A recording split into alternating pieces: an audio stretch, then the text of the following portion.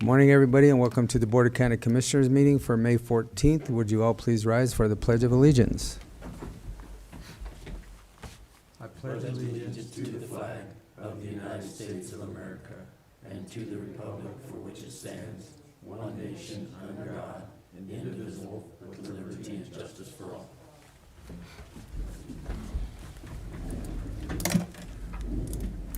All right. First thing on our agenda today are our minutes. Gentlemen, do you have any additions or corrections? I do not. Look good, Kim. We'll bear with you today. I move to approve the proceedings of the Board of County Commissioners for Montezuma County for Tuesday, April 30th, 2024 as presented. Second. It's been moved and seconded to accept the proceedings of the Board of Commissioners, Montezuma County for April 30th, 2024. Is there any further discussion? All those in favor? Aye. Aye.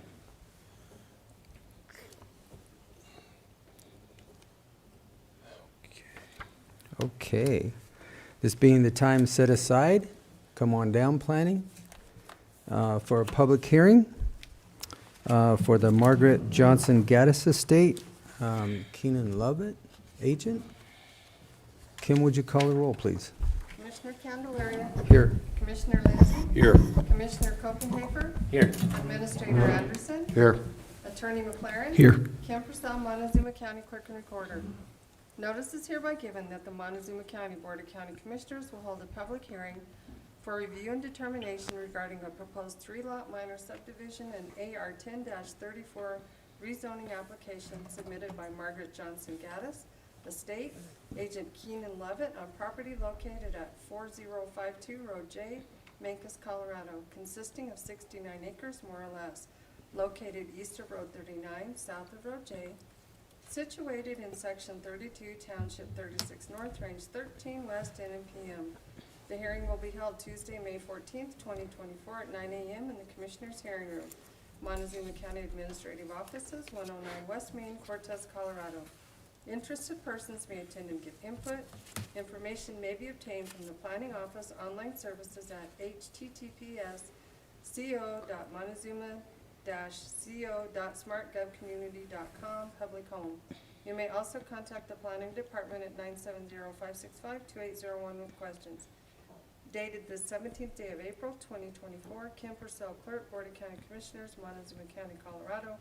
Published in the Journal on Wednesday, May 1st, 2024. All right, thank you, Kim. Okay, Don, would you give us an overview of this application? Sure. One correction on the address. I think it's written as 4052. It should be 40752 Road J. Don, was that correct on the public notice that went out? Yes. Okay, so this is just a typo on the agenda. That wasn't on the notice that went out. Right. As far as I know, it is. I didn't check the official public notice. Okay. I just noticed this morning on the. We probably should check that. Public notice that she just read says 4052, which is, and there's two addresses. There's one specific to Medicine Horse, which isn't necessarily related to. Medicine Horse is 40700, and the residence is 40752. I mean, right out of the gate, I just have a concern with a public notice that isn't correct and doesn't have the correct address, that the public's not getting notified. I mean, if somebody were to pick up a paper and see this address, they wouldn't necessarily know that we were talking about the Gaddis property. Now, obviously, if they looked at it and they saw the name and all those things, they would know what was being talked about. But if this isn't the correct address, my concern is that somebody could come back later and say that they didn't receive proper notice, and I think that they would probably have a pretty good argument. Do you have a copy of the published public notice that went to the paper? I can get that. We should probably check it. I can grab it real quick. Yeah, that probably We would should be hang good. on. We can hang tight for a minute.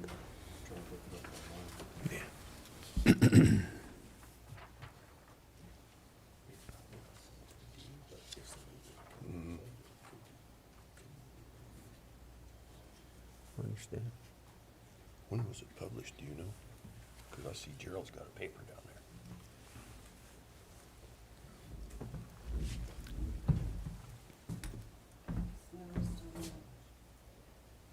May 1st. That's probably not it then. First.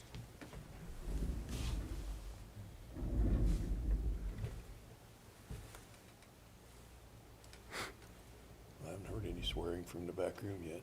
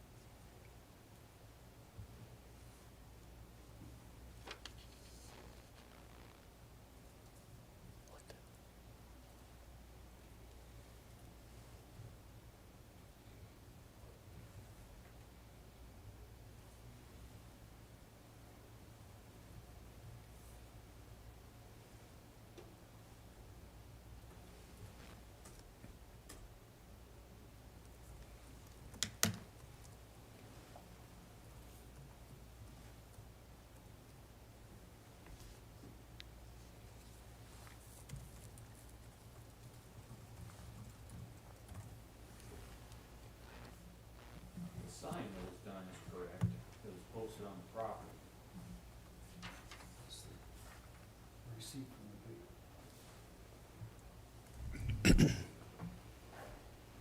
So I'm just looking at a copy of the notice that was published in the paper, and it says, property located at 4052 Road J, Mancos, Colorado. That's not correct? It's 40752. Okay. The notice, Continue I've got a picture of the notice that was put on the property, the notice of the public hearing, and that is 40752. It is correct. What went out in the packets? The packet sent to the neighbors, Yeah, that would be the notice that was, this public notice of the Montezuma County Commissioners. Be the same one that was Same one. posted there on the screen. so that one's got the wrong, It does. yep. Well, And it's sent, but it is sent to the adjoining property. you know, so I guess there's a couple different directions we can go.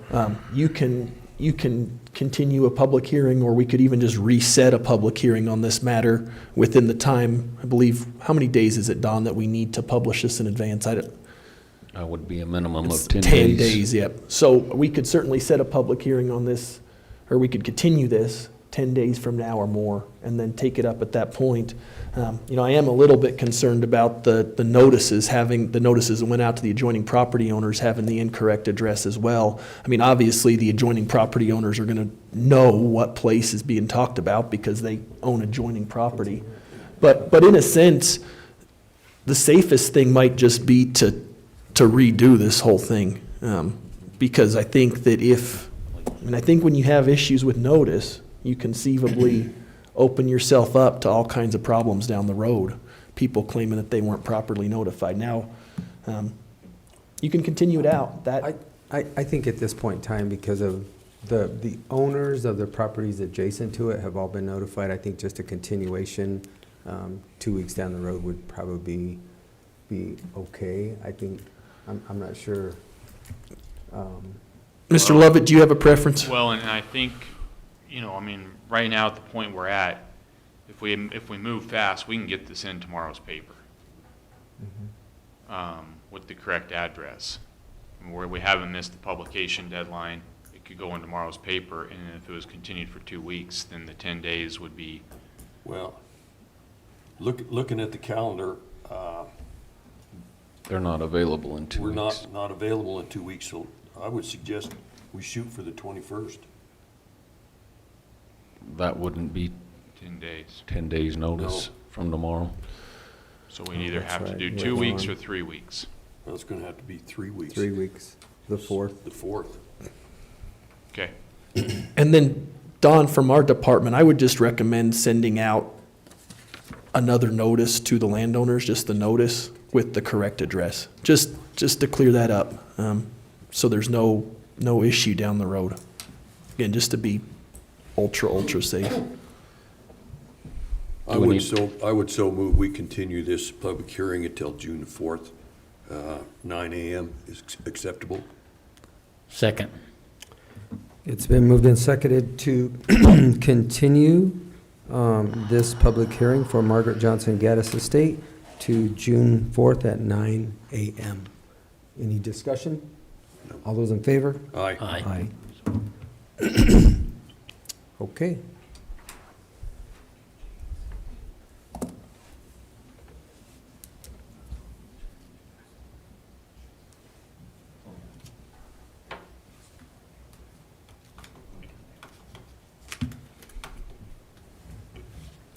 So will just the public notice page need to be sent, or the whole packet? That's what I would recommend, and maybe just a short explanation, just saying, hey, the address in the original packet was one number off, and so we're just sending you this to be included in the packet that was previously sent. Okay. Thank you. Thank you.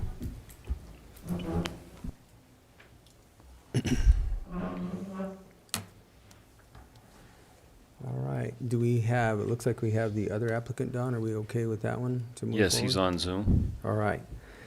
Being time for another public hearing for the Northwest Pipeline LLC.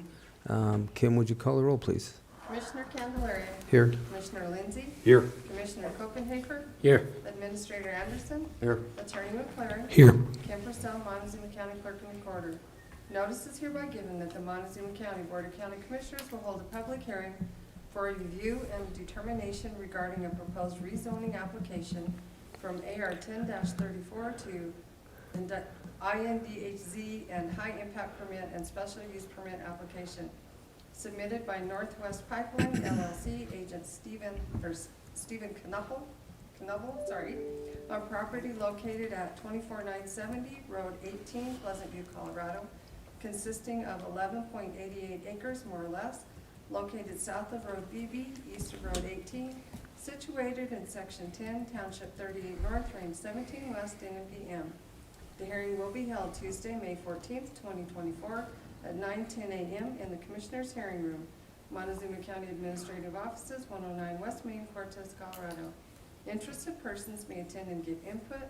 Information may be obtained from the Planning Office online services at https://montezuma-co.smartgovcommunity.com, public home. You may also contact the Planning Department at 970-565-2801 with questions. Dated the 17th day of April, 2024, Kim Purcell Clerk, Board of County Commissioners, Montezuma County, Colorado, published in the Journal on Wednesday, May 1st, 2024. All right, thank you, Kim. Okay, Don, give us an overview on this one. So this Northwest Pipeline is applying for a rezoning from their current AR 10-34 to heavy industrial zoning. The property was created by an exemption prior to the land use code, and it has never been changed over the years. Their high impact permit is for their operating facility. It is the Northwest Pipeline natural gas compressor station. So currently on site, there's a 100-foot communications tower, as well as the main building that's 42 foot high. Both of those exceed the height limit, but those were, prior to the land use code, we're just capturing them in the high impact permit now. In '09, they added a metering skid, which they received a waiver from the county commissioners. That's waiver number 605, not to have to do a high impact permit at that time. But now they are adding an air cleaning building facility for their compressor blowers. And so now they've exceeded 10% expansion on that facility. So we are having them go through the process with a high impact permit, special use permit, as well as a rezoning. Okay. Mr. Knubel, would you like to add anything at this point in time? Just my thanks to Don and his staff for their cooperation and assistance in getting this permit put through. As Don stated, we're building a new compressor unit there at the station. It's part of our overall emissions reduction program for the company, with a goal to reduce our carbon footprint a significant percentage by the year 2030. And this is the latest in our efforts along our line. We go from basically Ignacio down by Durango all the way to Canada, and just making an effort to reduce emissions, and this will greatly reduce emissions in your area down there. As Don stated, this is a site that we built back in the 90s, prior to any land use code. And when I was told we were going to be building a new building, I said, well, I want to go to the county and make sure we get this permitted and done all correctly. And it sounds like we're just coming around and capturing everything that wasn't captured for whatever reasons back in the 90s, and should be including the zoning. It had never been zoned, I guess, as industrial. It was still zoned agriculture. So again, this is a good project for us. It's a good project for the county and for the state of Colorado. And again, appreciate everybody's assistance in getting this pushed through. All right, thank you, sir. Yes, sir. All right, commissioners, any questions? I know this property, and I don't have any questions. Commissioner? I guess, so we're looking for rezoning here. Why are we doing that as opposed to just a special use permit? Because the facility is a heavy industrial operation. And it doesn't fit within the special uses outlined in the special use permit? It certainly outlines special uses shall include pipelines, public or private utility facilities. Does this not fall under those? Correct, it does. So then, ultimately, these special uses can take place on AR property. They could, but in the course of expanding the operation, the use is a heavy industrial site, so we just figured that the zoning ought to match what the operation is and how the property's being used. I think the issue is, and I'm not saying you can't zone it heavy industrial, but the special use permit contemplates these sort of temporary uses for these sort of facilities being able to occur on AR's own property. And the idea is that once these special uses go away, then the property reverts back to its AR status. My only concern with rezoning this property heavy industrial is that there's no heavy industrial zoned properties in that area. And so, arguably heavy industrial zoning might not fit in this place that's all AR property. We have not rezoned properties, for instance, for the Kinder Morgan operations as heavy industrial. We've granted them a special use permit, is my understanding. Is that correct? That's correct for any of the wells. Since I've been here, I have no idea on their compressor stations or other facilities. Some of those predate, the land use code, and then some are. It's certainly something for the commissioners to consider. I think that this certainly would fall within the special use guidelines, what's being requested, and rezoning to heavy industrial zoning, in my mind, really isn't required because these special uses are allowed on AR property. It's not to say you can't rezone it heavy industrial. But obviously, if you do, you've got to go through the zoning analysis and look at significant adverse impacts and whether that zoning is consistent with other zoning in the area. Well, I'm pretty sure the facility's not going away and going back to ag land. But I don't think that's the analysis in the special use permit analysis. I mean, it contemplates temporary uses, but ultimately, it says said special uses include the following and similar uses. And two of the things in there, one is pipelines, the other is public or private utility facilities. But this was all prior to the land use. Communication The only thing that towers are another thing that's contemplated as a special hooks use. me up is they could have, while they were going through the land initiated zoning, they could have zoned it heavy industrial at that point in time because it's prior to the land use code. Correct. It just was never, It for was whatever never, reason, it was never followed up on. I agree, it's in nothing, looking at the photograph, it's nothing but in AR ground. But I think there's two concerns if you put a heavy industrial zone right there. I think there's a concern that a heavy industrial zone doesn't necessarily fit with the rest of the zoning in the area. And I think that if you do zone it heavy industrial, then it opens up the possibility that other heavy industrial zoning may come into that area as well. Those are the two issues with changing that zoning.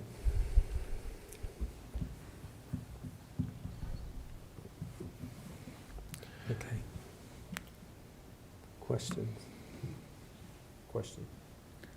Well, I understand where Ian's coming from, because if this did go away, then you would have that heavy industrial lot sitting out there in the middle of all this agriculture land.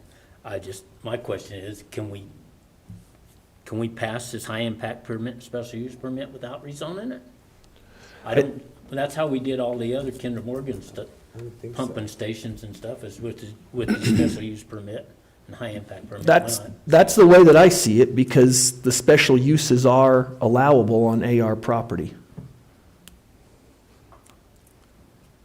And so I think you could conceivably deny the rezoning portion of the application. And You could pass the special use permit and high impact permit, and the property would be in compliance.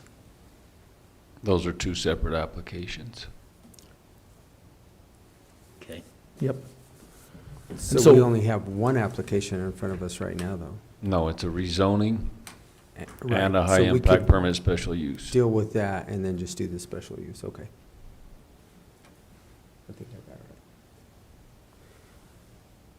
right. Mr. Knubel, would you like to add anything?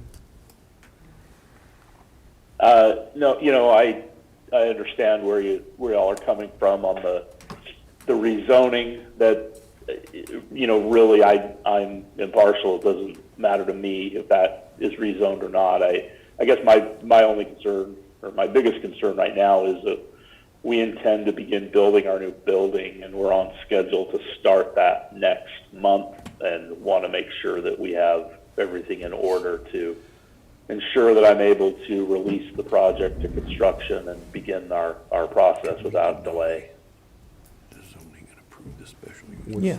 Okay. I don't see that this would delay the project. Everything, Okay. the Yeah. setbacks Yeah. and everything comply with the land use code, correct? Correct. It's not Okay. total So- package then. Yeah, no, you can do. Okay. Yeah, So, Commissioner Lindsay was just asking whether you could deny the rezoning Yep. portion and then grant the high impact the- permit, special use permit, and the answer is yes, you can do that. okay. Okay. All I right. think that's what we should do. Yeah. Okay, well then, at this point in time, I will open up this application to public comment. Anybody wishing to speak for or against this application, please come forward to the podium. State your name and address for the record prior to providing your comments, and you may address the board at this point in time. Okay, seeing no public comment, I'll close the public comment of this application, and I will bring it back to the commissioners, gentlemen. I have nothing further. I don't either. I move to deny the proposed rezoning application of the high impact for the industrial, heavy industrial zoning, and to pass the high impact permit and special use permit application submitted by Northwest Pipeline LLC at 24970 Road 18, Pleasant View, Colorado. Second. It's been moved and seconded to deny the rezoning application from AR 10-34 to INDHZ and approve the high impact permit and special use permit application submitted by Northwest Pipeline LLC on property located at 24970 Road 18, Pleasant View, Colorado. Is there any further discussion? All those in favor? Aye. Aye. Aye. Okay, I will close this public hearing. There you go, Mr. Knubel. Appreciate it. I'll be in touch with the planning department to ensure we get the correct dollars sent out to everybody. And again, really appreciate everybody's assistance. Thank you. All right, thank you. Thank you.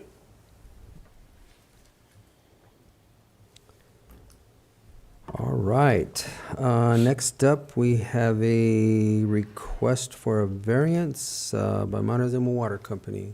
Come on down. Come on up, Steve.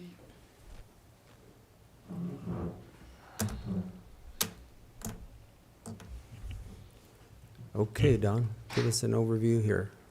Oh, yeah. Montezuma Water is planning an expansion on their water treatment plant up off of Road T. And the existing plant was built prior to the land use code along with the water tank. The plant itself is only 25 feet from the property line on the east. And then there was another addition added that put it roughly 25 feet from County Road T, the being commercial zone property.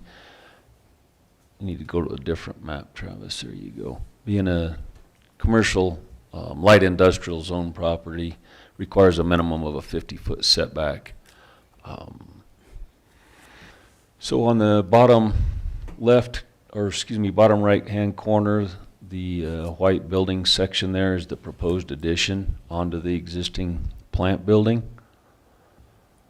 So that is a 25-foot setback request versus 50-foot. On the north of that building, or up from that building, the long skinny one along the road, that was granted a setback variance, I believe back in 2014.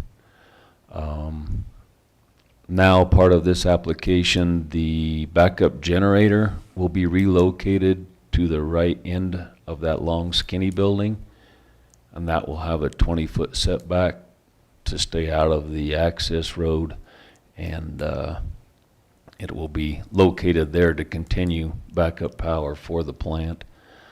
Then up by the ponds, just to the right of the ponds, an existing raw water pump station number 1.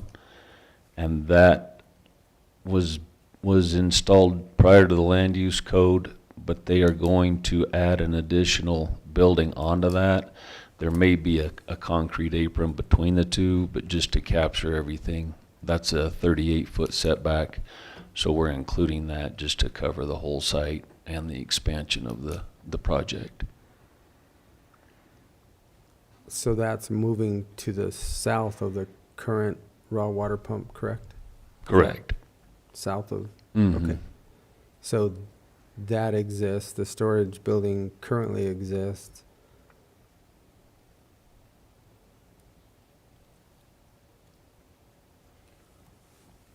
All right. The treatment facility in the bottom right-hand corner, Mhm. was that built the same time as that long building that was given a variance? No. When was it built? The middle building depicted there of the plant building was built first in the 80s, I believe. Okay. And then the green roofed section was added mid-2000s, maybe early 2000. Yeah. Is that right, Steve? Early 2000s, actually late 90s. And so now that they are adding on to those buildings, they now would be required to meet the current land use code. So that's why we need to have the variance request. That new building addition is gonna be, what, roughly 18 feet deep, It's, 20 feet deep? so it's like 120 long and 45 deep, I think, into the property. So anyway, it's gonna be for their new water expansion. It's gonna be a Do you- clear well treatment basin, so it's gonna By be a chance, massive. have any communication with your neighbor to the, I guess would be the east? We sent a certified letter to them and did not hear back. We got a notification via the tracking number that nobody was there to receive it. But that's communication there. The owners of that property live in California. The renters there are, the Rogers building log cabins there. They have those, but they don't own it. And I was there's just not a curious if residence we- there. If we had a non-opposition letter. We, Sent out. yeah, we attempted, but there's been no communication on anything from Ironwood notifications or from this notification with them. And like I say, it's a business next door, it's not a residence. So that takes care of the 25 feet to the east, and the other one, the new, I guess, raw water pump station? Correct. 2? That's actually going south of the existing one, Right. less the concrete ramp or whatever is there. Yeah, there'd be a curtain between the two buildings, but the building itself is going south and east of the existing building. Okay. Questions, commissioners? Any, besides construction, traffic, no new traffic? During construction, construction is scheduled for 505 days, but during that, we'll have extra, but beyond that, no additional personnel or anything.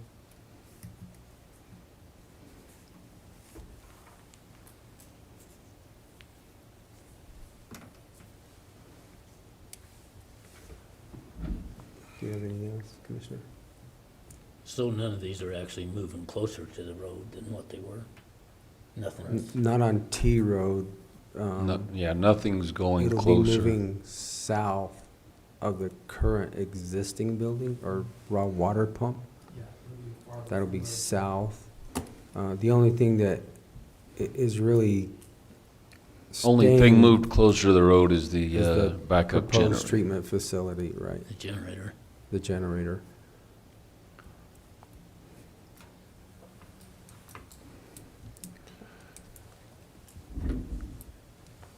Which is basically in line with the storage building.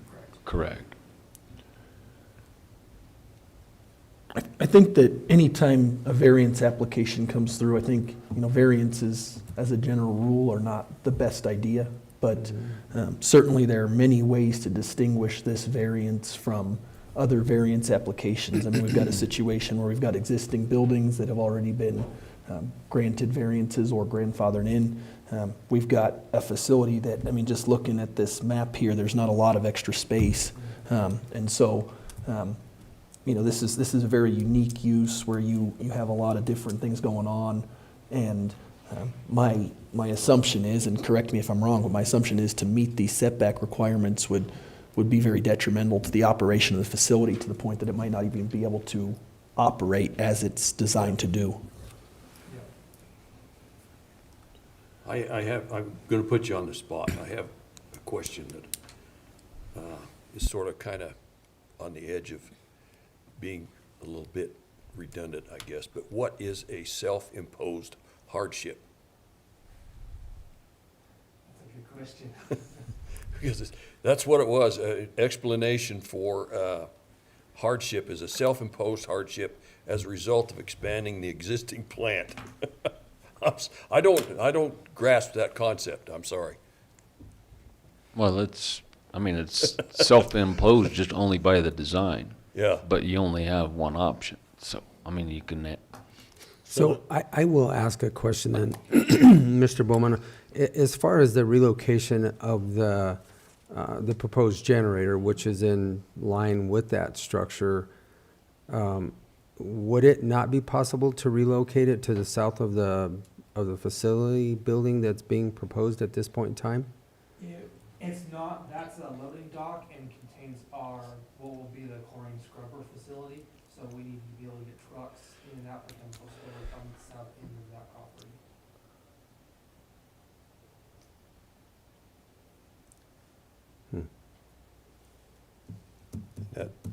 That brings another question.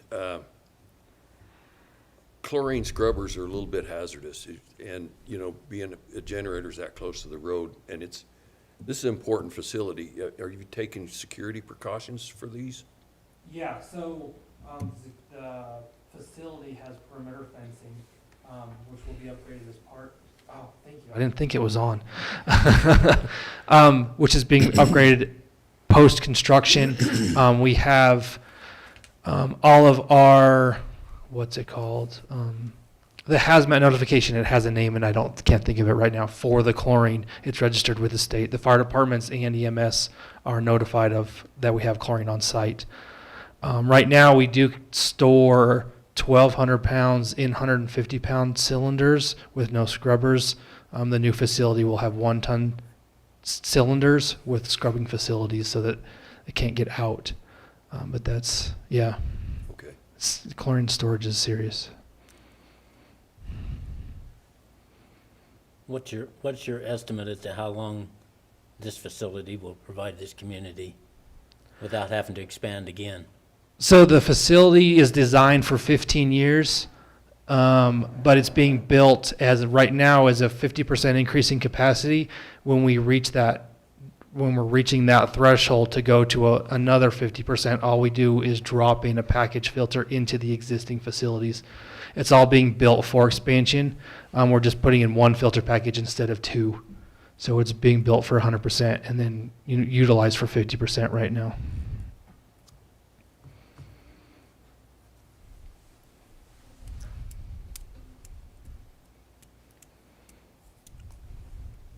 I mean, Public comment. it's a variance. Oh, that's right. I don't really have That's public right. comment. I was still back in the other. Yeah, it's not a public hearing. This one's all up to us. It's all up to you guys. This one's all up to us. Water or no water? Yeah. So, anything else? Any other questions?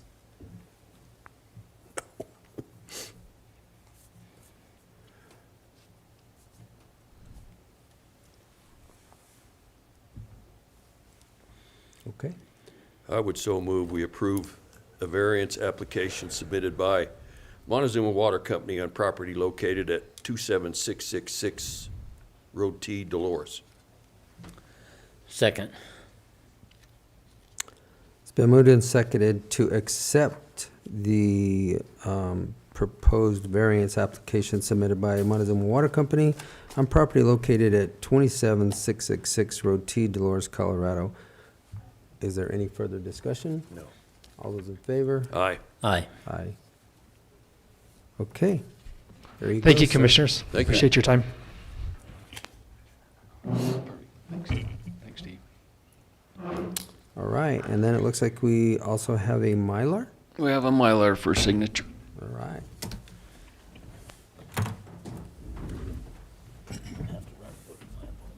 That's fine. You want to sign this real quick? Sign it first and then we can go.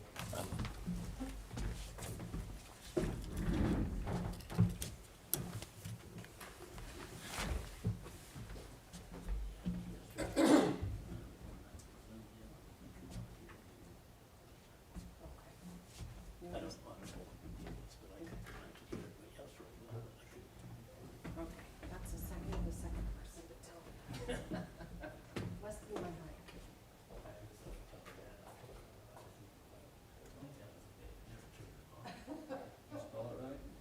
Yeah. I can't read it. I'm taking lessons from the doctor.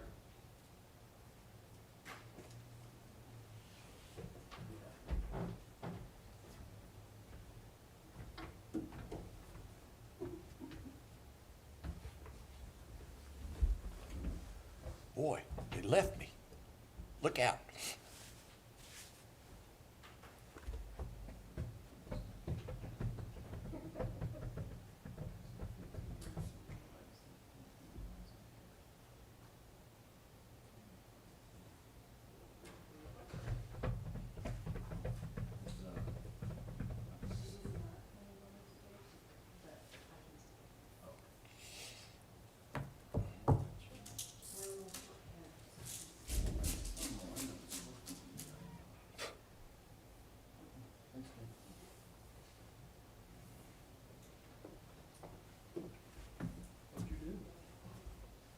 Oh, I'm not sure.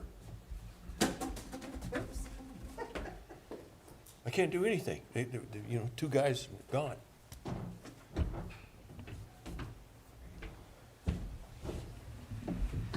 While we're waiting, does anybody have any public comment? We'll get that lined up. If not, we can skip over that. Okay.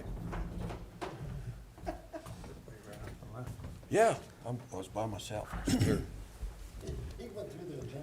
Yeah, we're done. Wow. No, we have no public comment. How's that? Okay, well, great. Okay, Don, That's all on we've the got- agenda. everything done for you today. Is there anything else? Not unless you want to discuss zoning out in the county. I think, I mean, I get the concept, but so in 50 years, somebody might want to do something, but this is a 40-year-old facility already. 30 years old. It's going to continue for God knows how long. I mean, I know it's a technicality. I'm just, do I not ever advise anybody to rezone out in the county?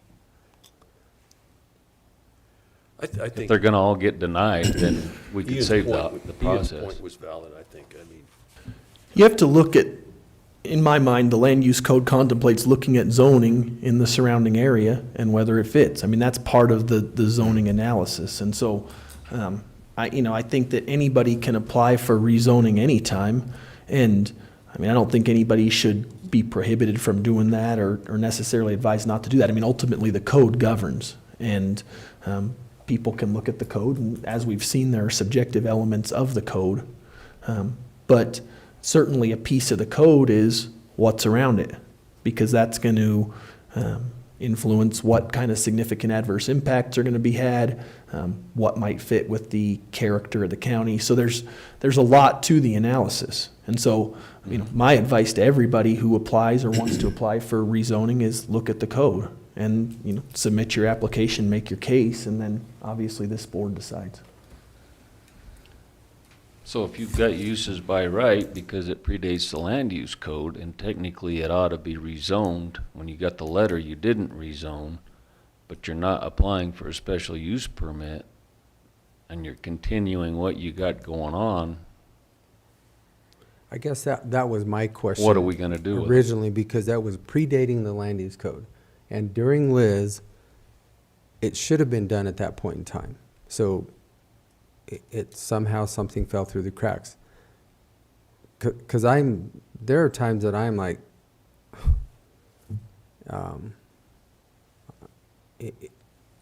there is a lot of subjectivity to it, and it makes it difficult. And I understand where you're at. Trust me, I understand where you're at. But I also, it doesn't hamper this operation here, because they do have a high impact permit. They have been there for Right. 30 years. It's not going to affect it. I don't see it going away either. But I guess at some point in time, if it did go away 50 years down the road, that spot zoning, then it is spot zone. It is trust me, I can see both sides of this coin all the time. And it's, I guess the subjectivity to the land use code is what I don't like, because, but it is there. It exists, and unless we try to figure out how to change that land use code, and I'm not sure that we could ever write a land use code that would be Right, you can't capture it all. that specific. So I think, It's ever evolving, and it has for 100 years. use by right's a big thing. I get it. I don't know. Fair enough. I don't. I think every day we look at an application and try to do the very best that we can do, and I think you do too, and I appreciate that, but it does.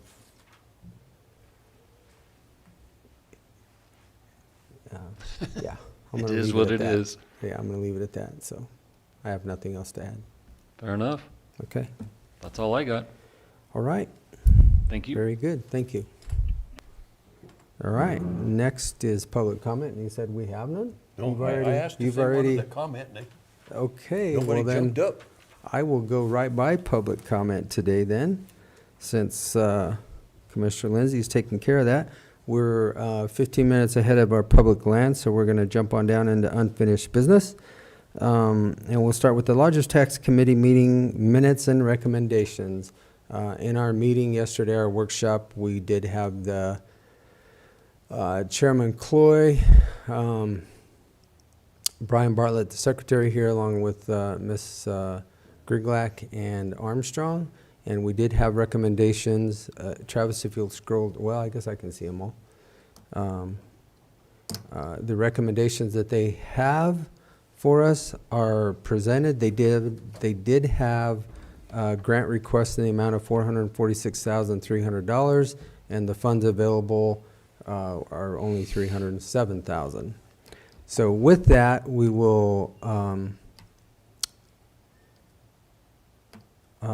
Their recommendations are the Cortez Cultural Center, $20,000, Dolores Chamber, $55,000, Mancos Chamber, $55,000, the Mancos Creative District, $10,000, Mesa Verde Country, $125,000, Montezuma Heritage Museum, $20,000, Ute Mountain Rodeo, $2,500, for a total of $287,500. Those are their recommendations. And I don't think we had any further questions other than the descriptions of what they gave us yesterday. So with that, Commissioner? I would so move, we accept the recommendation of the Montezuma Lodgers Tax Committee for the disbursements in the amounts shown. And I will second it. It's been moved and seconded to accept the grant submission, or the grant disbursements as presented by the Montezuma County Lodgers Tax Committee, and the amounts that I just displayed. All those in favor? Aye. Aye. Motion carries. All right. We also had a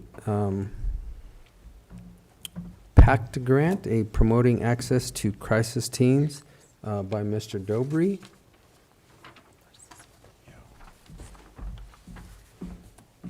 In the amount of $400,000. This grant has no match, and it's also with the Department of Public Health for our Community Intervention Program, CIP. And I would so move that we approve the Montezuma County Grant Application Submission Form in the amount of up to $400,000 is what it says, for the Public Health CIP Community Intervention Program. And I will second it. It's been moved and seconded to approve the Montezuma County Grant Application Submission Form for Public Health Community Intervention Program in the amount up to $400,000. Is there any further discussion? No. All those in favor? Aye. Aye.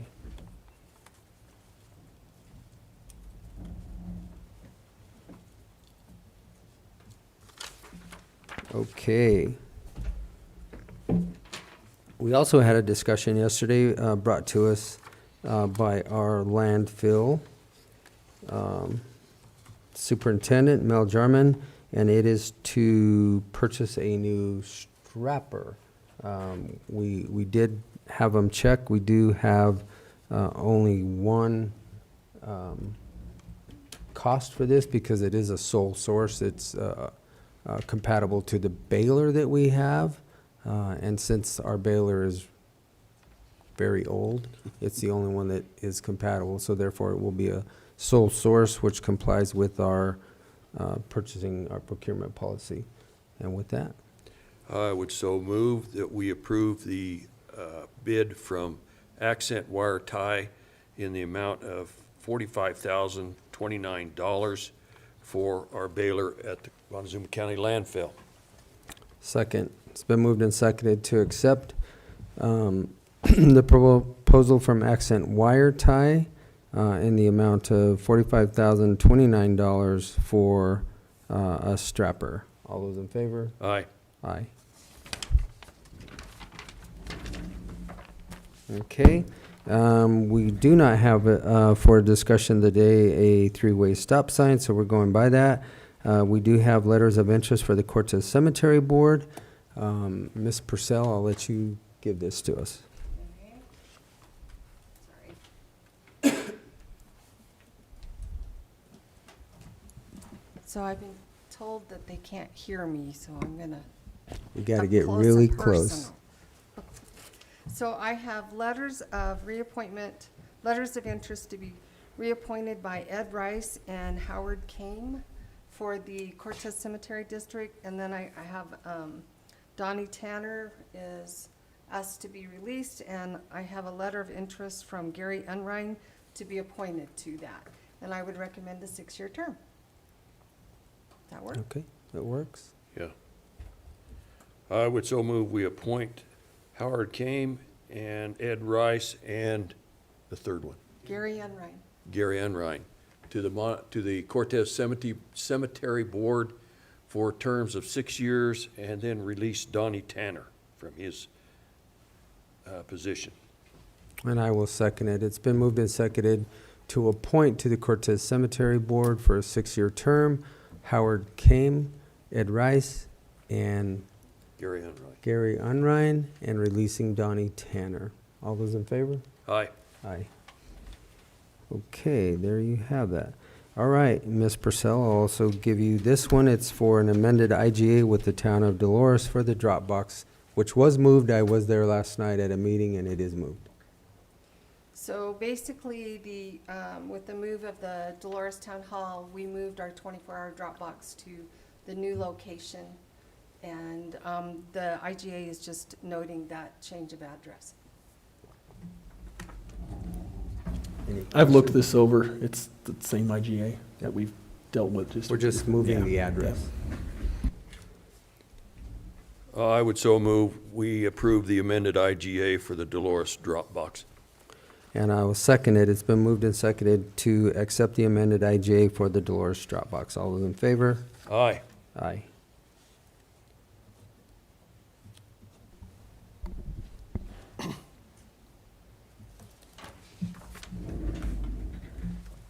Okay.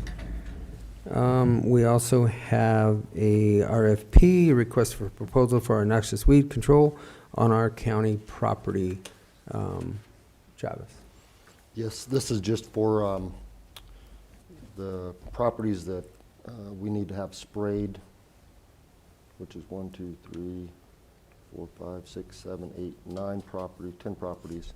We just need a direction to put this out. I don't think we need a motion, so we'll Yeah. go ahead and get it pushed out. I think get it pushed out. We need to get them sprayed sooner than later and just get Right. it out as soon as we can. All right. We also had presented yesterday an AmeriCorps member grant, so this would also be another grant submission application form. And I think it was to the Lower Foundation in the amount of $11,100. Okay, I would so move that we approve the grant application for social services to the Laura Foundation for an adult and aging specialist in the amount of $11,100. Second, it's been moved and seconded to accept the Montezuma County Grant Application Submission Form for social services in the amount of $11,100 for the AmeriCorps specialist. All those in favor? Aye. Aye.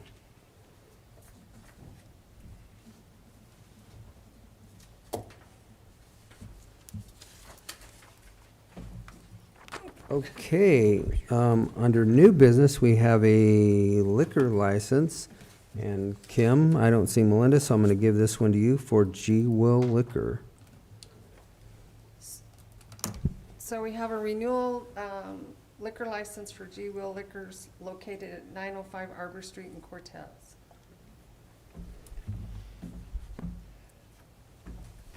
Wait a minute. So the business address is actually Oh. 24001 Road G.2, or G2. I just read the mailing, I Yeah. apologize. I don't do this on. No, sorry, I just, I had it up here. I would so move we approve the retail liquor license renewal application for G Will Liquors located at 24001 G.2 Cortez. Second. It's been moved and seconded to accept the liquor license renewal application for G Will Liquors located at 24001 Road G.2 Cortez. Any further discussion? The sheriff's letter is in here saying that there are no violations, so all those in favor? Aye. Aye.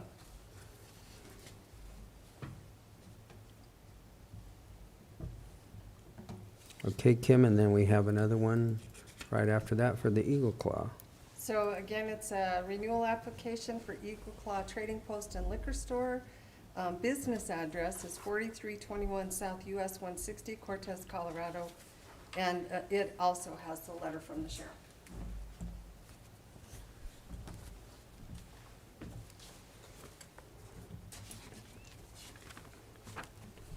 I would so move we approve the liquor license renewal application for Eagle Claw Liquor located at 4321 South US Highway 160, Cortez. Second. It's been moved and seconded to accept the retail liquor license renewal application for Eagle Claw located at 4321 South US Highway 160/491. Any discussion? All those in favor? Aye. Aye.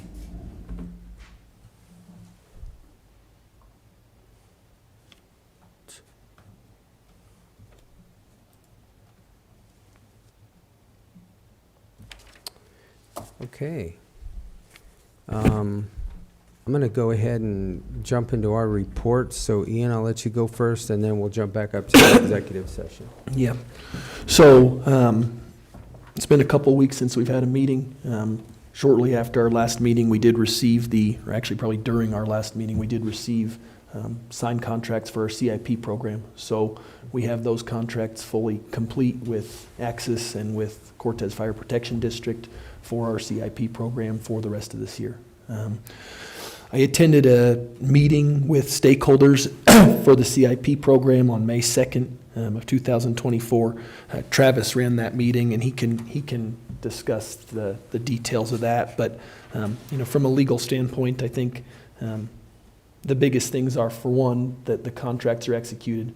I think it's very, very important, and this was something that was discussed at the meeting, that all of the parties remain within budget, because this is a grant-funded program.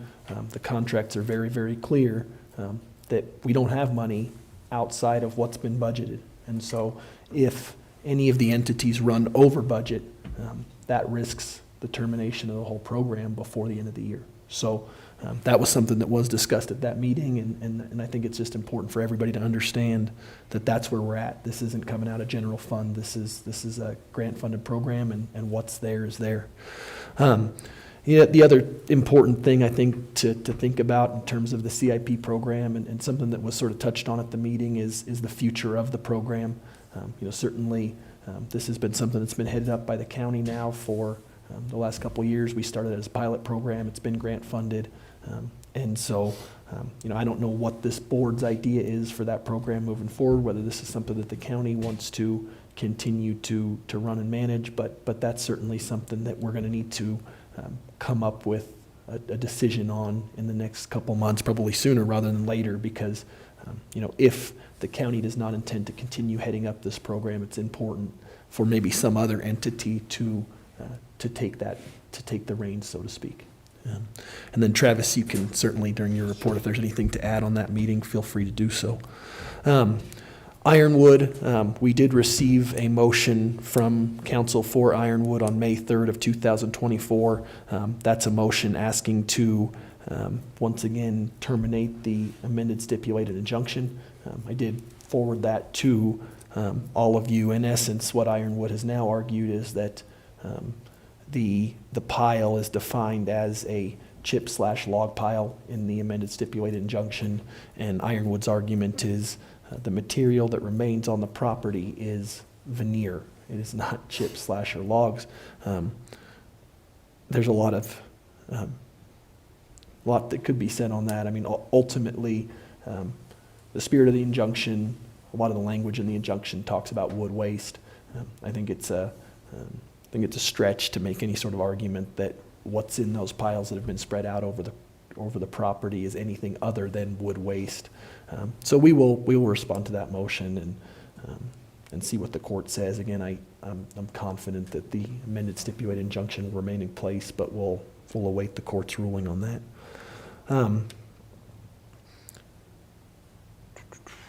Other than that, it's been just a lot of day-to-day stuff, but that's the big stuff with our civil cases at this point. All right, Travis? So to piggyback on the CIP discussion, obviously we had a meeting. The discussions included current financials of the program. Some of the information we got back was, for instance, Axis is running in the red as it relates to this type of program. Requested all financials from Axis and any of the other contractors. We have another meeting set up early June. In addition to that, I have additional meetings set up with other administrators throughout the county to see a path moving forward. Talked about current contractor responsibilities. We need to get proper invoicing. I think that was a part of a concern, is making sure that we got correct invoicing, itemized versus just a figure. So we're working on that. Revenue sources. A lot of the revenue sources that we're finding is law enforcement related.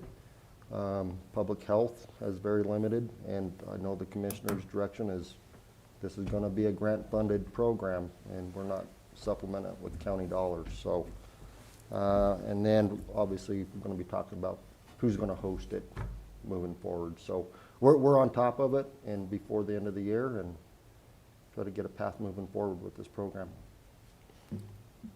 The other thing, obviously we had property tax emergency meeting through CCI. I'm not sure what was accomplished in that time, but I'll let the commissioners talk about it in your presentation. Went out and looked at K3 and Highway 491, the big pothole. We're trying to see who It is repaired. responsible. Is it repaired? The pothole is repaired. I drove through there yesterday, and there's an asphalt patch there. So K3 at the intersection of 491 North is patched. Okay. Don't know if CDOT did it, if we did it, but it is patched. Okay, we'll move past that one then. Budget is out for departments and offices to start submitting. Again, this year for checks and balances, we are incorporating a green sheet, which includes, you have to justify any additional funding that you're requesting. So that is out this year. Again, it's a checks and balances aspect. So if you have any questions about the green sheets, feel free to let me know. James had a conversation, I believe it was a Zoom link. We are not going to be going forward with the America the Beautiful grant. It appears that if we went with that grant, there's significant dollars that would come from the county, and it wasn't. The information received was not accurate. So, had interviews with multiple applicants for our BSO. We have chosen a candidate, and it appears that she is going to accept. Her name is Ashley Garrett. She currently is in the military, Coast Guard, will be retiring soon, and I don't know about you gentlemen, but she was pretty sharp. So I think we got a good candidate. So I think, for the public, we actually had a lot of applicants this time, and it was actually, it was refreshing to have 5 to interview and then 1 to stick out leaps and bounds, in my opinion. So it was refreshing to have that kind of a choice to pick from. So I think our VSO will be well served as soon as we can get her here, as soon as she retires. So very good. And then the rest is just a lot of day-to-day activities, following up on information that has been received through finance and administration, and trying to track down documents and so on and so forth. All right, very good. Commissioner Lindsay. Yeah, Travis touched on the meetings we had at VSO, and that was, to me, that was a really good meeting. We also had DAV, American Legion, and VFW. BFW, too many acronyms, with us to interview these applications, and it was, I mean, it was to me, it was a good choice. She is very knowledgeable in the field, so I think if we can keep her, we'll have a good organization. Again, we were on a emergency meeting with CCI over property taxes, which is still kind of amazing. I wish the state would just leave this alone. We voted against HH, and they don't seem willing to accept that. So they're trying every angle they can to get around us. And I don't see any good coming to Montezuma County from the actions of our state legislature. We're going to end up being short money again. So other than that, gloom and doom. Out and about over the weekend, 12 Hours of Mesa Verde was well participated. There was a good auction, clogged the road up on 29, and we got a little moisture. Other than that, that's about the size of it. Perfect. Well, I won't expound on anything that they've already stated.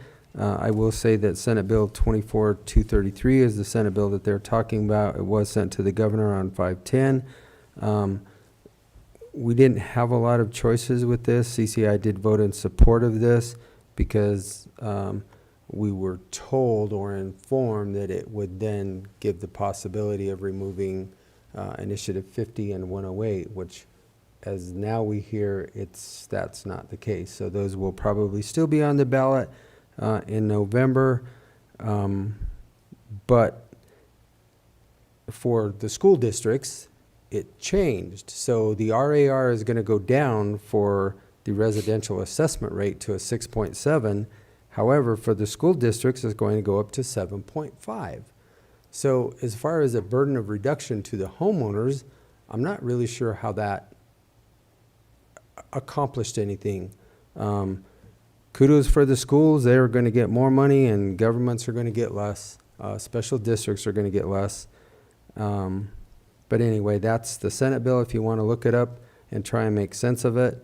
It is going to help the commercial property owners because it will step that back down. But again, if you're interested in it, that is Senate Bill 24-233. Again, I've already said the VSO that we have chosen, I think, was a unanimous decision between all 6 of the interviewers, and I think we have a very good applicant going forward. And not only that, she was born and raised here and is able to come back home, which is encouraging because hopefully we'll be able to keep her here. I did attend the Dolores meeting last night.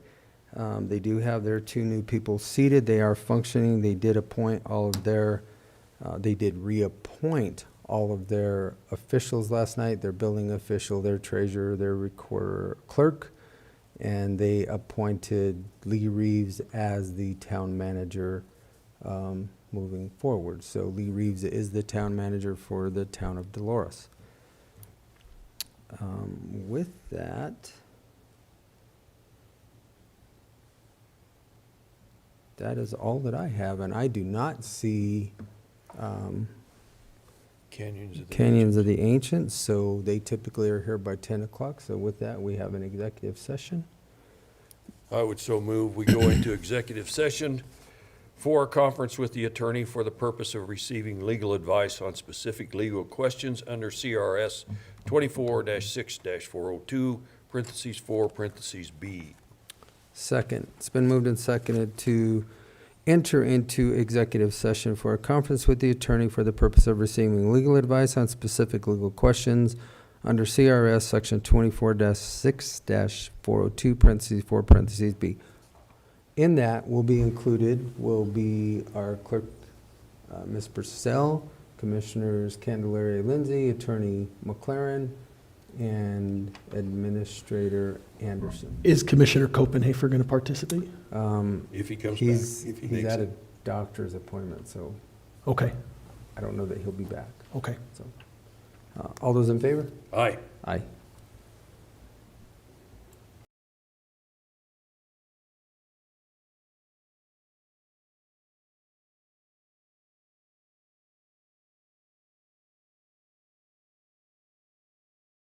Include Commissioner Copenhaver for one in case he gets back. And then I think we also need to specify what the executive session is for.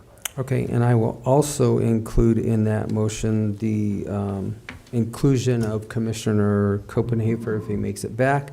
And this is for the property title to the elected officials and the airport hangar lease. Okay. Now we're going.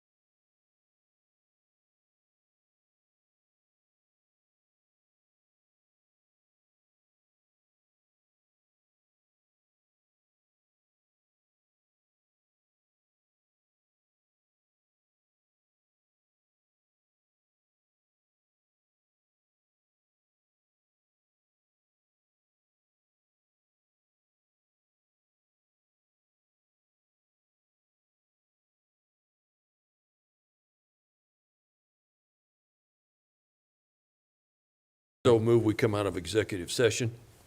Second. Been moved and seconded to exit executive session. All those in favor? Aye. Aye. Aye. And now we will go back into our regular Board of County Commissioners meeting, which we have come to the end of our agenda. Other than Commissioner Copenhaver's report, do you have anything that you would like to add, Commissioner? Not really. I attended Mancos town meeting the other night. They had a lot of discussion mainly about whether they should be spraying the weeds in the park or not. People were concerned about their kids, and they filled the whole room. Okay. So it was took the biggest part of the meeting up. Other than that, no, not much. All right. Thank you. Motion to adjourn. Second. Been moved and seconded to adjourn this Board of County Commissioners meeting for May 14th, 2024. All those in favor? Aye. Aye. Aye.